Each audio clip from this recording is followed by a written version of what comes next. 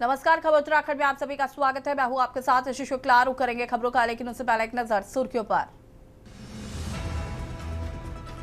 धामी सरकार बिंदु खत्ता भूमि अधिकार के लिए केंद्र सरकार से करेगी पैरवी। राजस्व ग्राम का दर्जा दिलाने के लिए प्रक्रिया पूरी करने के निर्देश। प्रधानमंत्री नरेंद्र मोदी के देहरादून दौरे के कारण मां जाट काली मंदिर में भक्तों का प्रवेश प्रतिबंधित। सुरक्षा कारणों से मंदिर समिति ने लिया निर्णय। उत्तराखंड में मानव वन्यजीव संघर्ष पर सीएम धामी सख्त, कहा वन अधिकारियों की तय होगी जिम्मेदारी। कल प्रधानमंत्री मोदी के देहरादून दौरे पर शहर में टोल फ्री एंट्री, फास्टैग से भी नहीं कटेगा शुल्क, जाम से बचने के लिए निर्णय। उत्तराखंड में पंचायत की खाली सीटों से आरक्षण होगा खत्म, पंचायत निदेशालय ने शासन को भेजा प्रस्ताव। हरिद्वार में आज से 3 दिन तक यातायात रूट डायवर्जन प्लान रहेगा लागू, भारी वाहनों पर लगेगी रोक। आप देख रहे हैं के न्यूज, खबरों का सारथी। और देहरादून से खबर, जहां पर पीएम मोदी के प्रस्तावित दौरे को लेकर भाजपा में जबरदस्त उत्साह देखने को मिल रहा है। दिल्ली देहरादून एक्सप्रेसवे के उद्घाटन के अवसर पर होने वाले पीएम के रोड शो और जनसभा को पार्टी ने ऐतिहासिक और अभूतपूर्व बताया है। भाजपा का दावा है कि इस आयोजन में लाखों लोग शामिल होंगे और कार्यकर्ताओं के साथ साथ प्रदेशवासियों में भी भारी उत्साह है। प्रदेश मीडिया प्रभारी मनवीर सिंह चौहान के अनुसार 14 अप्रैल को पीएम मोदी का उत्तराखंड दौरा भव्यता और जन सहभागिता के लिहाज से ऐतिहासिक होगा। उन्होंने बताया कि देवभूमि में पीएम का पहला 12 से 14 किलोमीटर लंबा रोड शो आयोजित किया जाएगा, जिसमें कुमाऊनी, गढ़वाली और जौनसारी लोक नृत्यों के जरिए उनका स्वागत किया जाएगा। पीएम अपनी यात्रा की शुरुआत मां जाट काली के दर्शन से करेंगे। इसके बाद गढ़ी कैंट में एक विशाल जनसभा को संबोधित करेंगे, जिसमें प्रदेश भर से लाखों कार्यकर्ताओं के जुटने की उम्मीद है।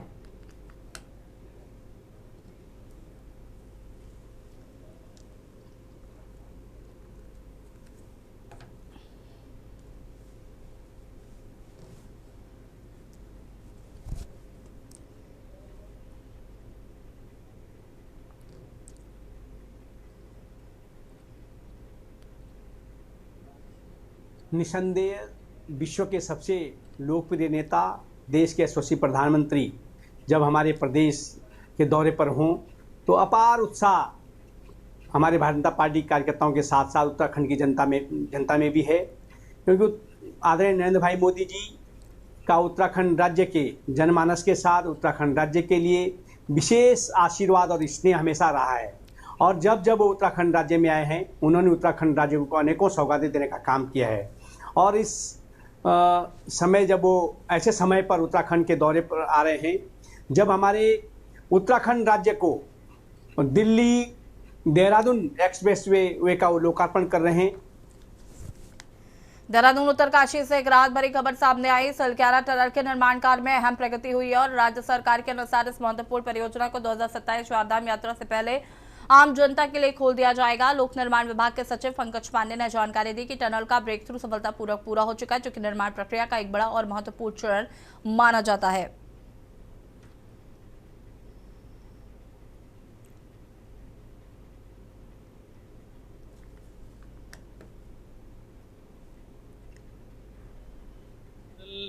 का ब्रेक थ्रू हो गया था और उस पर इंटरनल सारे काम चल रहे हैं।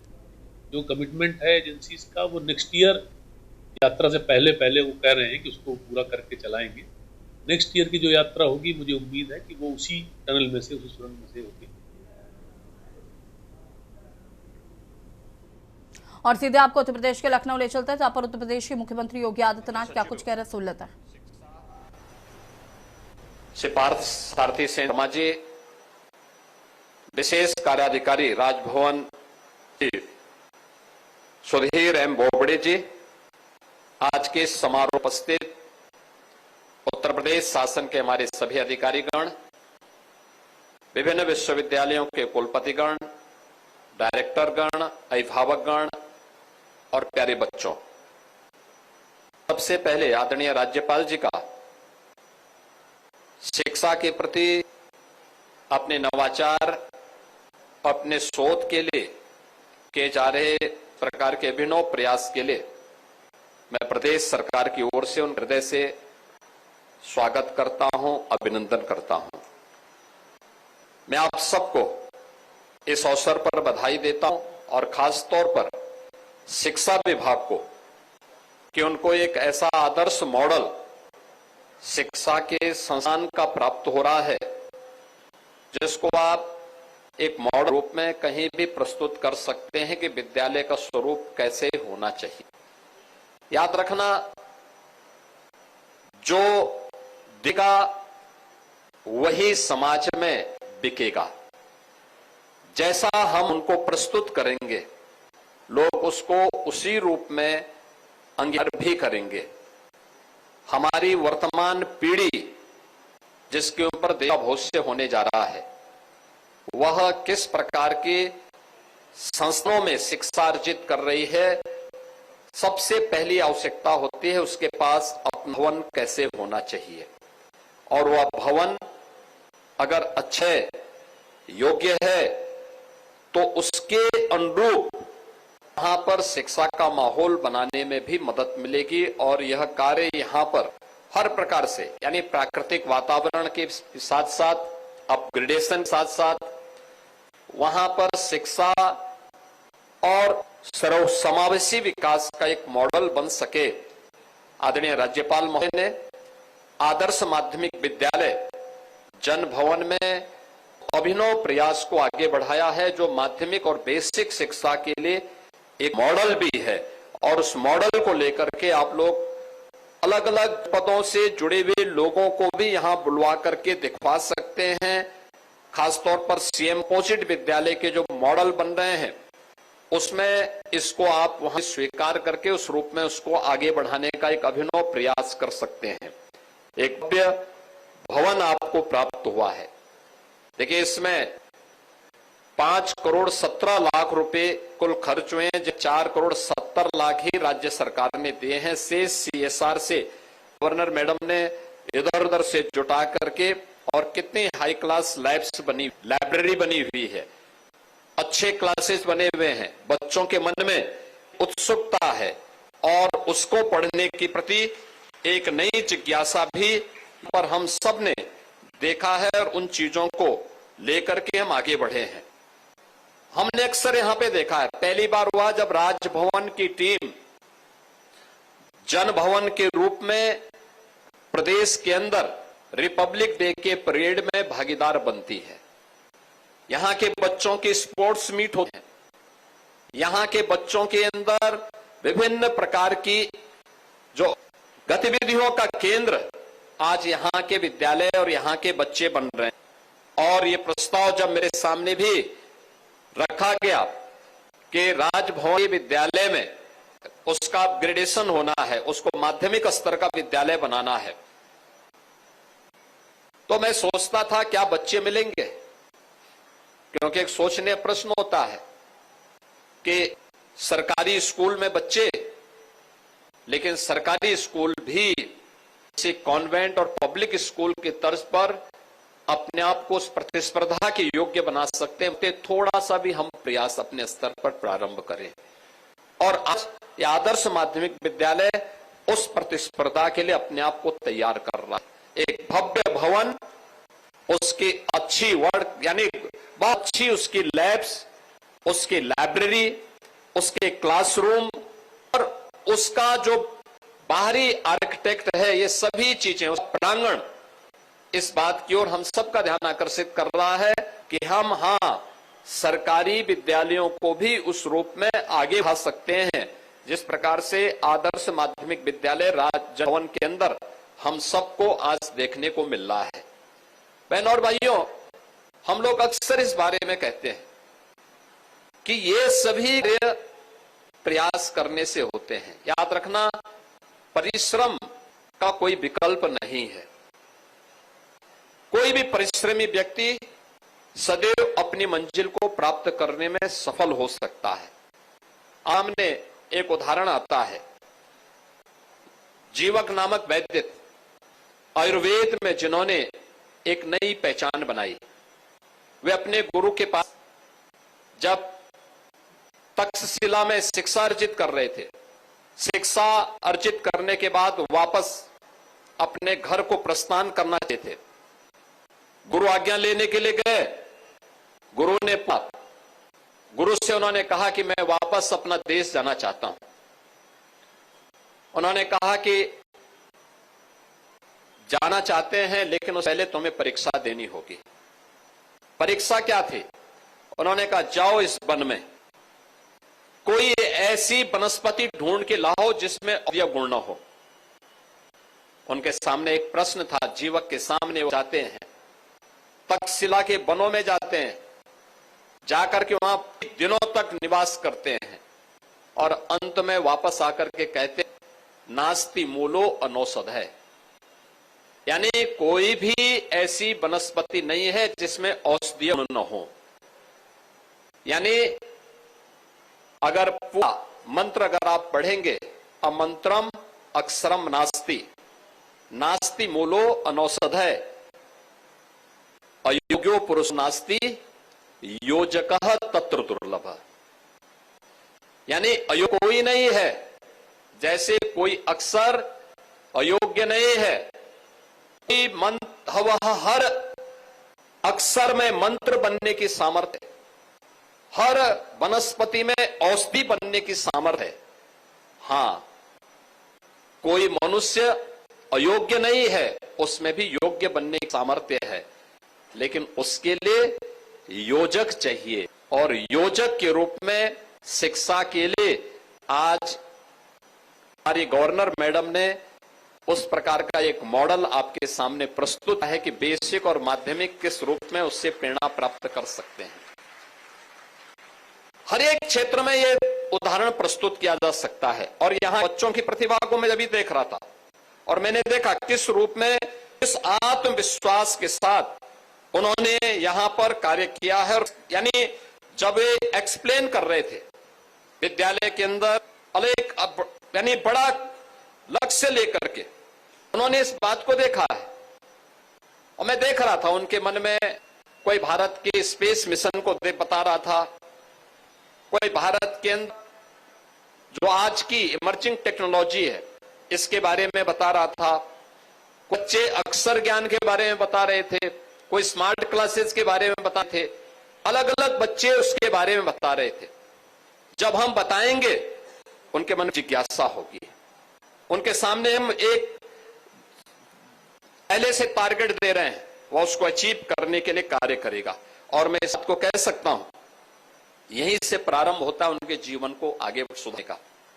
आर्यभट्ट यहीं से बनेंगे, बारामिहिर यहीं से बनेंगे, सुश्रुत और चरक यहीं से बनेंगे, जगदीश चंद्र बसु यही बनेंगे, सीवी रमन, ये सभी यहीं से बनेंगे।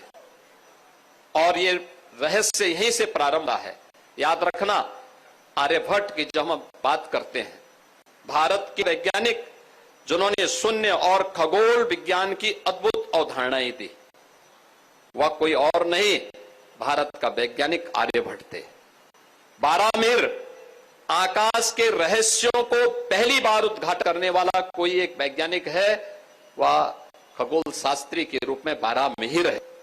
सुश्रुत जो आज की सर्जरी है, केवल आयुर्वेद नहीं, एलोपैथ भी उसको अपना आदर्श मानता है। चरक, आयुर्वेद को विज्ञान का स्वरूप कैसे दिया जाना चाहिए, ये चरक ने हम सबको बताया है। जगदीश चंद्र बसु, विज्ञान में इन्होंने नए आयाम जोड़े। याद करिए, मनुष्य ही नहीं और जीव ही नहीं, इन सभी वनस्पतियों में जीव का अंश है, यह किसी ने बताया है तो भारत के इस महान वैज्ञानिक ने यही बताने का काम किया है। और प्रकाश का रहस्य होता है, यह सीवी रमन ने हम सबको बताया है। और आज वह एक मॉडल यहां पर इन बच्चों के माध्यम से प्रदेश के माननीय राज्यपाल महोदया ने आदर्श माध्यमिक विद्यालय के रूप में उत्तर प्रदेश की शिक्षा के बारे में, स्कूली शिक्षा को यहां पर इस मॉडल के रूप में है। माध्यमिक और बेसिक शिक्षा परिषद सीएम कंपोजिट को सोच के साथ आगे बढ़ाने का कार्य करेगा। मैं एक बार फिर से आज के इस अभिनव प्रयास के लिए आदरणीय राज्यपाल महोदय का हृदय से आभार व्यक्त करता हूं। राजभवन में पढ़ने वाले वे सभी बच्चे जो इस विद्यालय का लाभ लेने जा रहे हैं, केंद्र बने हैं, लगातार पहले यहां पर बच्चों के पास, जो यहां पे पहले स्कूल चलता था, उनके पास कोई बैंड नहीं था, कोई स्पोर्ट्स मीट नहीं होता था, उनको अलग अलग क्षेत्रों में भ्रमण करने की सुविधा नहीं प्राप्त होती थी, अच्छी यूनिफॉर्म नहीं प्राप्त हो पाती थी, पर्याप्त मात्रा में शिक्षक नहीं थे, स्मार्ट क्लासेस नहीं थी, अच्छी लैब्स नहीं, लाइब्रेरी नहीं थी। ये सभी कुछ विकसित हुई और आज ये सभी कुछ विकसित होते हुए हम जो कुछ देख रहे हैं अत्यंत अभिनंदनीय है। इसलिए मैं इन सभी बच्चों को, उनके अभिभावकों को और पूरे जन भवन परिवार को मैं इस अवसर पर हृदय से बधाई देता हूं, अपनी शुभकामनाएं देता हूं। धन्यवाद। जय।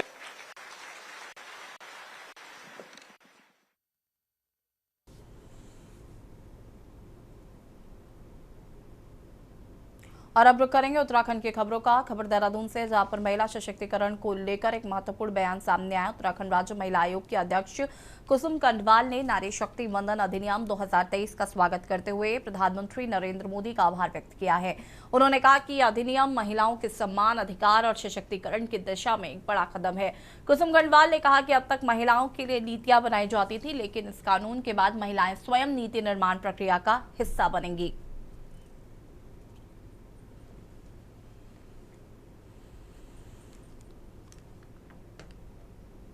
सबसे पहले तो नारी शक्ति वंदन अधिनियम 2023 माननीय प्रधानमंत्री जी का मैं आभार व्यक्त करती हूँ।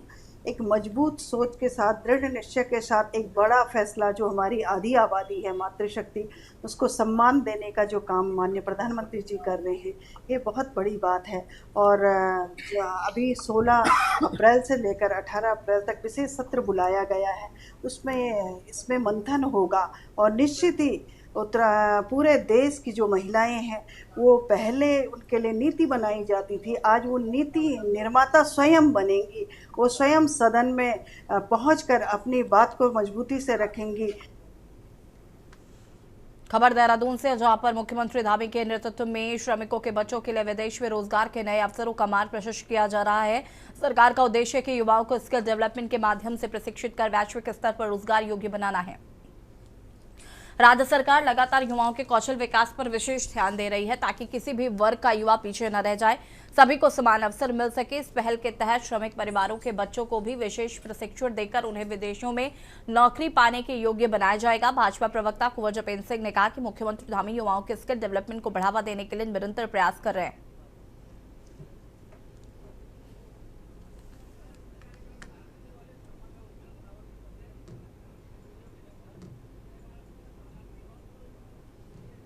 उत्तराखंड के युवा मुख्यमंत्री जी द्वारा स्किल्ड डेवलपमेंट पर विशेष रूप से फोकस किया जा रहा है और उस स्किल्ड डेवलपमेंट के तहत सभी वर्गों को और विशेष रूप से श्रमिक वर्ग के बच्चों को लायक बनाना और उनकी स्किल्स को, जो उनकी रुचि है, उसे डेवलप करके उन्हें उन कार्य क्षेत्रों के लिए तैयार करना। भारत ही नहीं, ये विदेश की धरती पर भी हमारे कामगार अपनी कामयाबी का झंडा गाड़ते रहे हैं और भविष्य में भी गाड़ेंगे। खबर देहरादून से, जहां पर बल्लूपुर चौक पर स्वेच्छा से स्वच्छता अभियान के तहत एक विशेष सफाई कार्यक्रम आयोजित किया गया। इस अभियान में सीएम धामी ने स्वयं भाग लेकर प्रदेशवासियों को स्वच्छता का संदेश दिया। मुख्यमंत्री धामी ने मौके पर सफाई कार्य में हिस्सा लेते हुए लोगों को जागरूक किया है और कहा है कि स्वच्छता केवल सरकार की जिम्मेदारी नहीं, बल्कि ये जनभागीदारी से ही संभव हो सकता है।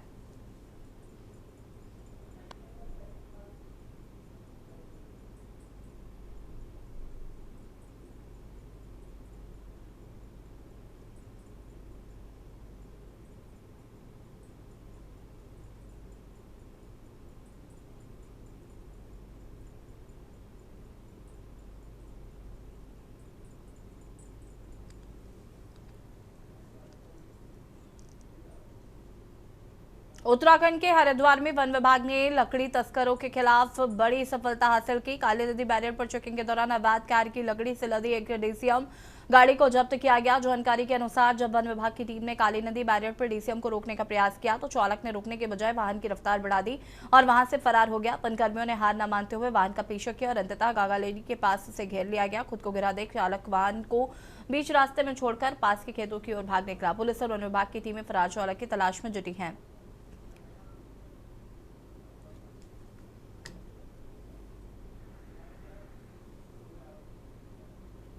और खबर उत्तराखंड में फिलहाल इतना ही। देखते रहिए के न्यूज़ इंडिया। नमस्कार।